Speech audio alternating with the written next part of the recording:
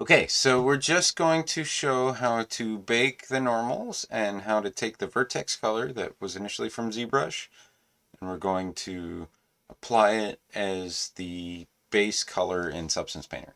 So first we need to bake the normals and the vertex color.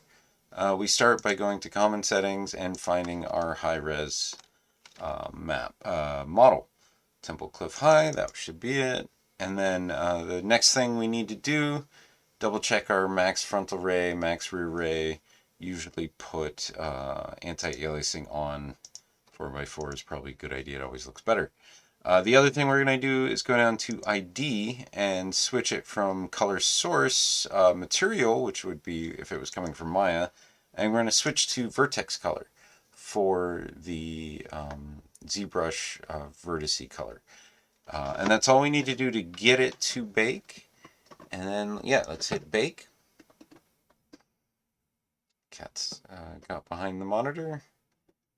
We have so much time to record this, so I'll keep going with it.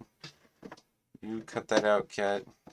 Okay, while it's baking, seems to be taking a little while. Maybe I'll get the cat. Maybe come on, let's get out of there. You want to? Okay, you can stay in there for a second. That's fine. Okay, yeah, it's just taking a second to bake. All right, and then we should see this. The vertex color it should render at some point. It's a really high resolution model. Yeah, don't eat my taxes. Those are my taxes. I need them for the legal reasons.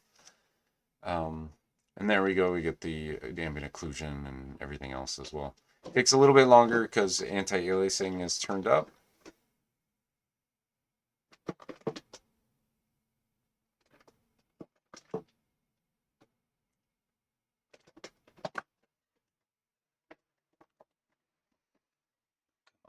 Come on, get in there. Come on. Come on. Come on, come on, come on.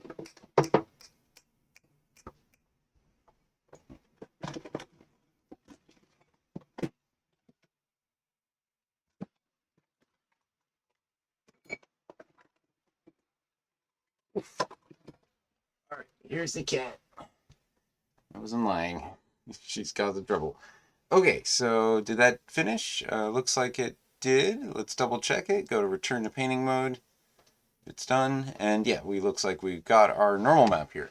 So once the normal map is baked, hopefully the vertex color is baked as well. In order to get it to apply to the model, you have to go to your textures, look for your textures. It's going to be very hard to find here. So I usually switch it over to my project, and this will be all of the bakes from my current project.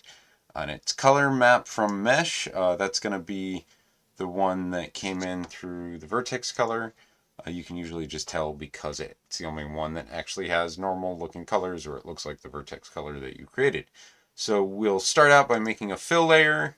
We'll go down to the properties where it says base color, and you can just drag and drop it right over base color. There it is.